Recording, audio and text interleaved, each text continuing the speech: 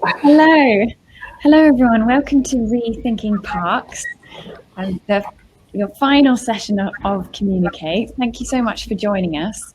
My name's Ellie Turner-Wallace, and I am from the Natural History Consortium. I'm delighted to welcome Hayley Ash, manager of Bristol Future Parks programme, with us today, and also Louise Kraechter, who's also a member of the Bristol Future Parks team. So, joining us. I'll hand over to you, Hayley. Okay, hello everybody. Thanks for joining us today on the last session of the Communicate programme.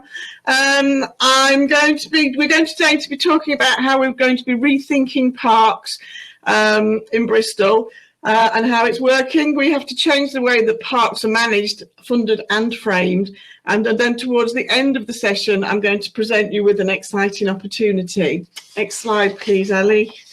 So to kick off then today, I'm going to ask you, what do parks mean to you? So building on all the conversations that you've had over the weekend, over the week, could you please in the,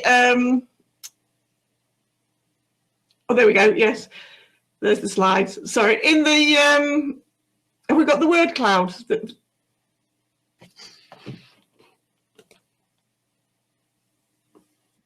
Have we got the word cloud, Ellie? I'll just pin that to the chat now. Okay, so there's going to be not a word cloud, it's a Metameter, isn't it? So we're putting the Metameter into the chat now, and I would like you to tell us in short, 1 or 2 words, what do parks mean to you? If you've got more than one thing that parks are important to you for, then please tell us all of them, but one in each. Yeah, do it several times rather than put it all into one example. So we'll give you a couple of minutes to access that link that I've pinned to the top of the chat. So if you'd like to share your thoughts on parks, that'd be brilliant. Oh, there it is. Yeah, we're already getting some good answers coming in, so that's good to see. Green and green space is one that's coming up a lot. Freedom is one as well, particularly nature, open space. So some good ones coming.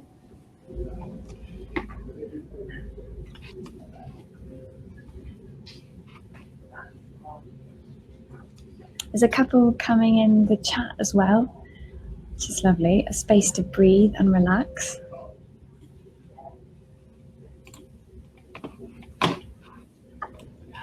So lovely to see that some people put fun as well. So that's great.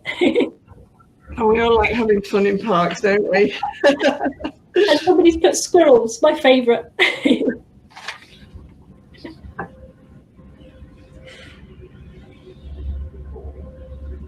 Just give you another minute or two. Are they still coming? Actually, we've had 43 people participating, 44, so that's great. Please keep them coming. That's great. Fantastic.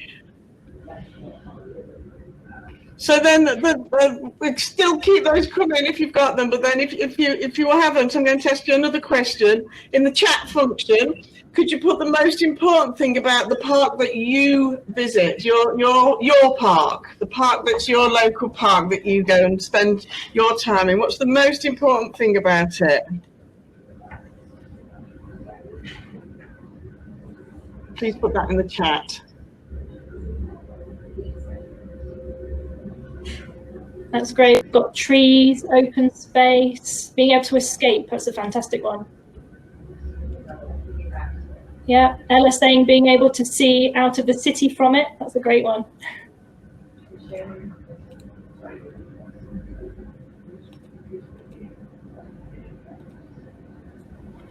There's one there that's quiet, not many visitors. It's actually been quite interesting. I was just on one of the sessions before this saying about how, there's been a lot more visitors coming to different places. So it's interesting to see that there's more visitors, less visitors.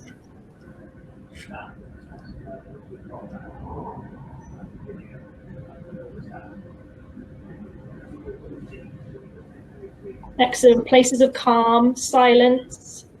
yeah, the change in seasons as well. That's a lovely one. Yeah. Fabulous. So then I've got one more question in this part. Can you tell me how your use of your park has changed since COVID?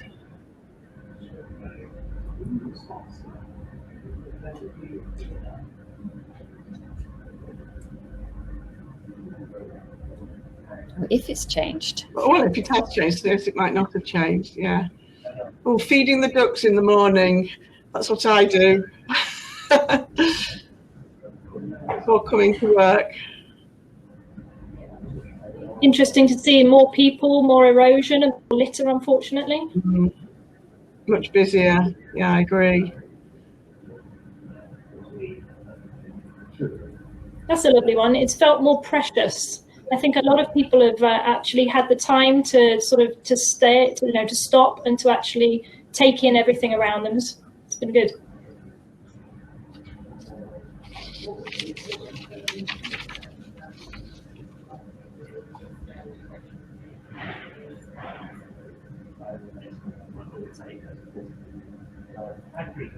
Wow, somebody here, Olivia Kelly, has moved nearer to her park since COVID.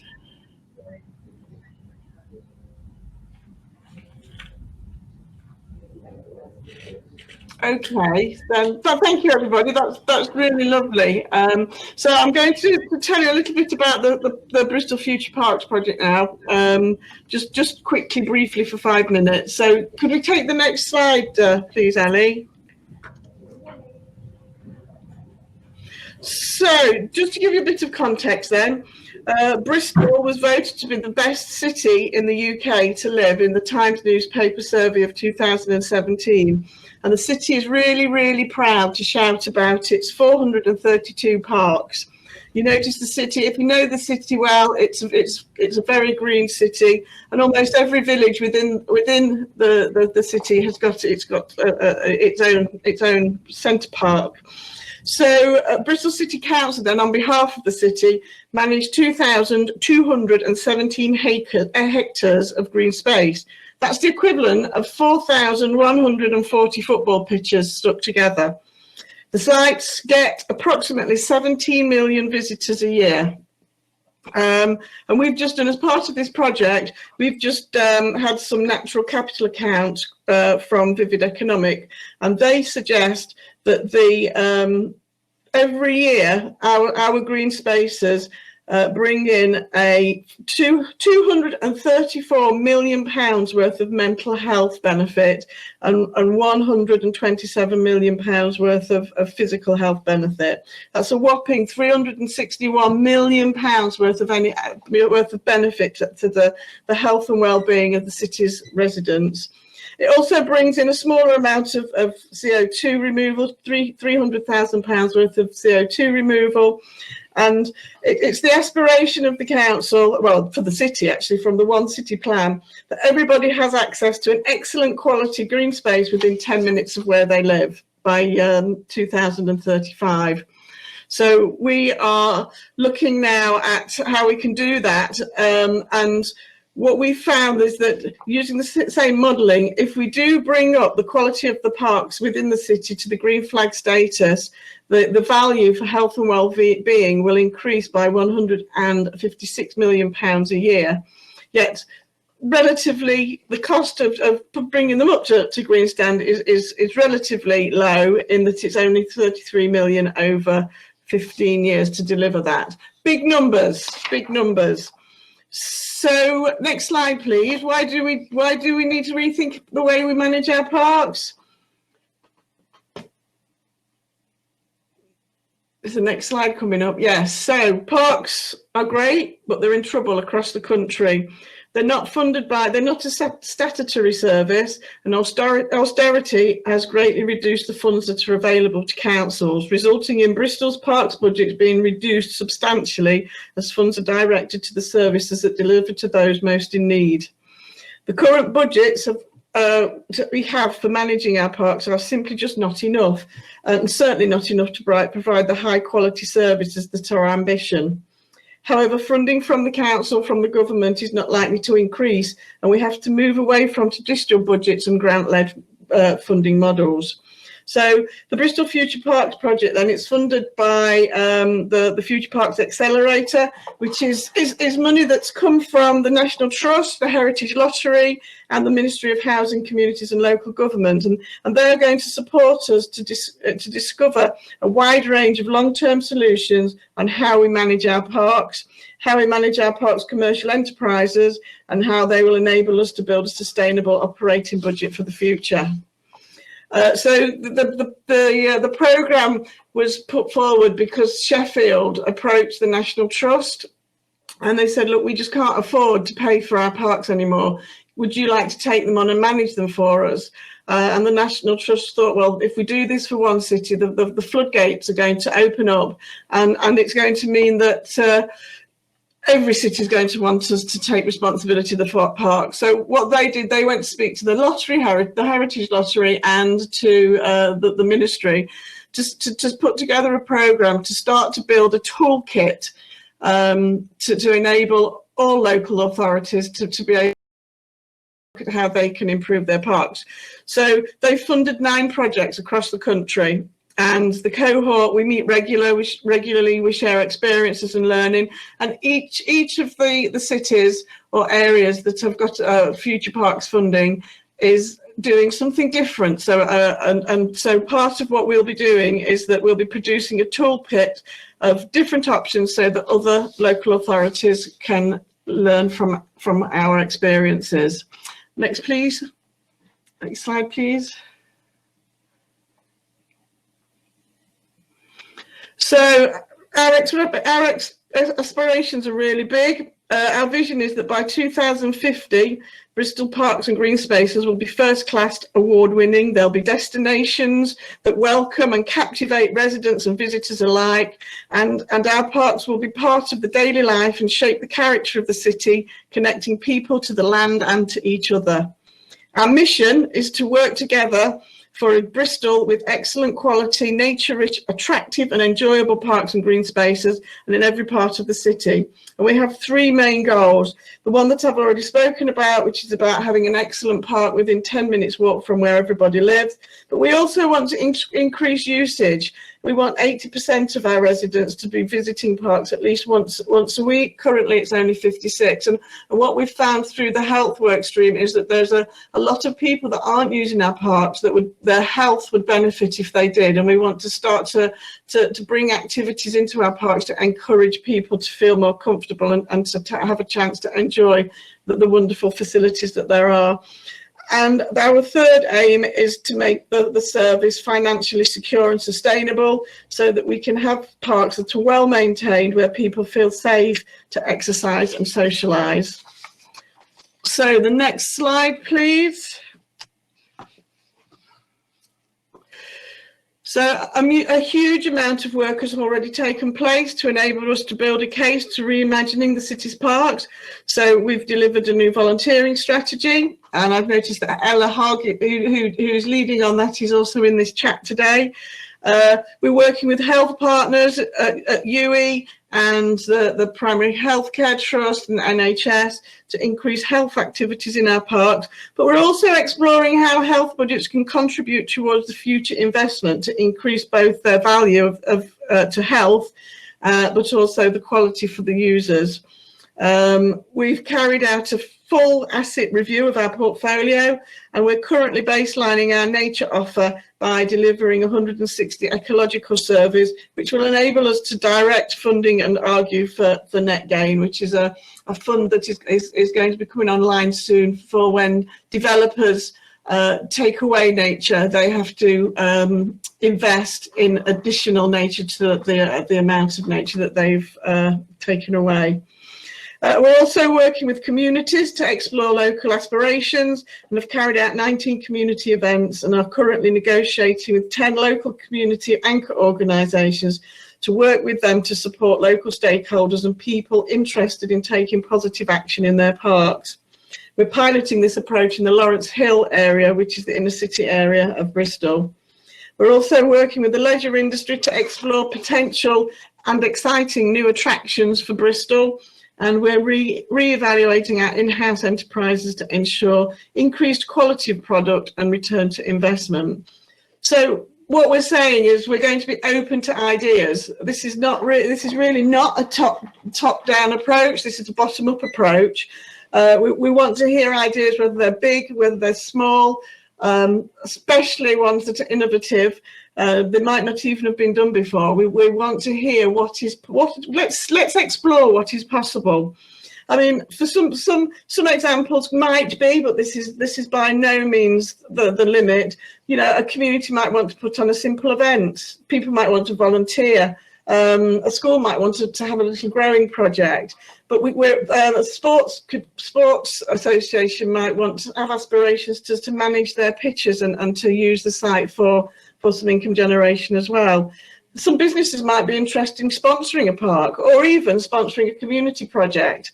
But also we want to look at big ideas to innovate within innovative enterprise solutions to not only bring an added enjoyment to our parks, but also to bring investment and generate income so that we can reinvest it in the parks in other areas of the city. So to do this, next spring, we'll be inviting citizens, communities, voluntary sector organisations, the businesses, big, small, local and global, to tell us of their ideas by submitting a short expression of interest form to tell us what they want to do in our parks, what ideas have they got, what will they bring to the table, and what kind of support or partnerships are they looking for. So next slide. That's the presentation bit. So does anybody have any questions there? Have any questions coming up into the chats? Let's have a look. Does anybody have any questions? So we had a question from Richard about how strong is the nature-rich part of the project. Okay, so the nature-rich part is emerging as quite a strong angle. At the moment, we're baselining with the surveys, but our aspiration is that as part of the expression of interest, there will be a section that is looking at nature, and we are going to have to make sure that nature isn't put at risk because of the other elements of the project. I think it's really important to stress that nature, especially because Bristol has been we've declared an ecological emergency in Bristol, and we need to look at how we can use the parks to be able to mitigate some of those problems and to mend the city, really, to mend the city's nature issues. We've had some great statistics dropped in to the chat by Emma from the People and Nature survey, which is a fantastic resource, and we'll see if we can drop a link to that in the chat as well. Not there. There is one more question from Hayley. Will there be a process for vetting businesses that might want to sponsor a park? Yeah, so at the moment, the expression of interest phase will be just that. It's not a procurement exercise. It's a fishing exercise, if you like, to see what ideas are out there. If businesses do want to sponsor a park, there will definitely be a vetting process. There's two kinds of sponsorship products that we're thinking about. There's ones that might want to adopt a park, and of course they would need to have the similar or adhere to the same ethics and values that the city council and our partners do. But there will be also an opportunity, I think, there might be some businesses that just want to donate a small amount, and what we're hoping is that through the expression of interest, there'll be community projects that come forward that perhaps don't have the money that they require to do what they want to do, and we'll be able to marry those up.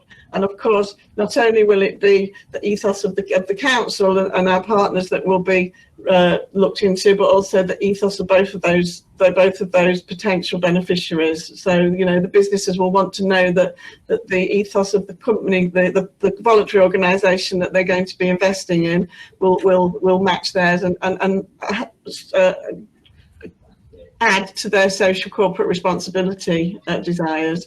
So yes, there will be, and as I suggested, it's market testing, it is not procurement. So just because an idea comes forward, it won't necessarily be acted upon, and full procurement transparencies would need to take place if anything was going to be pulled forward. So yes, so we'll be looking at, yes, we're already looking at the car parking within our sites. We've got 3 sites that have got potential, so we are looking at that, both to deter people from coming in their cars, but also to bring income in.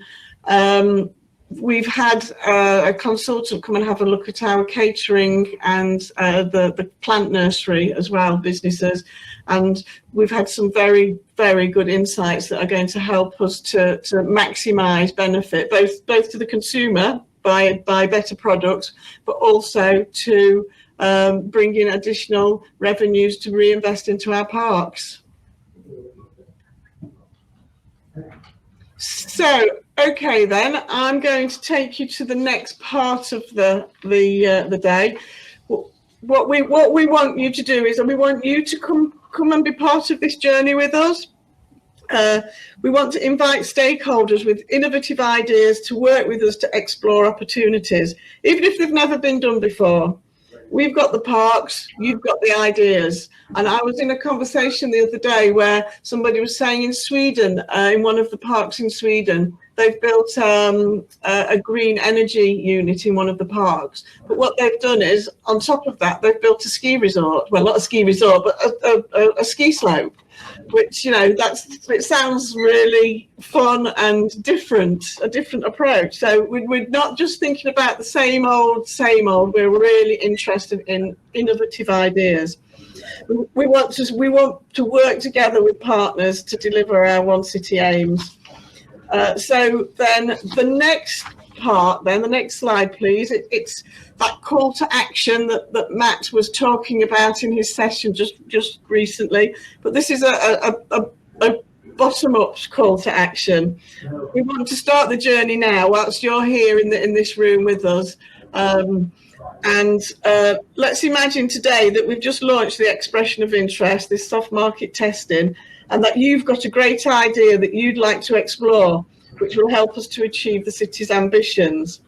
Let's get the juices flowing, and let us know on the Padlet that's going to come up in a minute your amazing ideas. So we'd really like to make this session as interactive as possible, so a place where we can share those ideas. So I'm going to share a Padlet that we've created that we're going to be sticking up some ideas on. I'll pin the link now.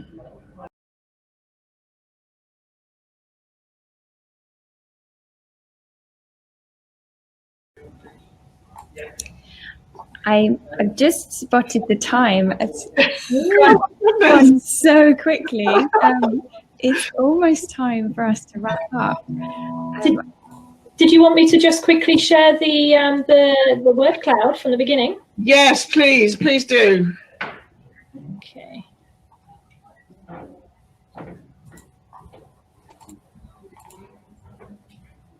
So there we are. So there were some really good words coming up there: freedom, green, fresh air, nature, fun, exactly, social. That's great. So I'd like to thank you all then for participating. It's been really interesting. I can't believe how quick that session went. Thank you, everybody, and thanks for sticking with us at the last slot on a Friday afternoon. Thank you, everyone, for taking part, and we will get that Padlet downloaded and in the information for delegates. Thank you so much, Hayley and Louise, for joining us and telling us a bit more about the Bristol Future Parks project. I will make sure your email address is pinned in the chat as well, Hayley, because I know you welcome emails from people. Yes. And thank you everyone for joining us and taking part as well. So enjoy the rest of your evening and weekend. Thank you very much. Please do join Savita and Matt. They'll be on the stage area live for the final swap of the conference. So please do head there after the session. Thank you. Great. Thank you. Bye. Bye.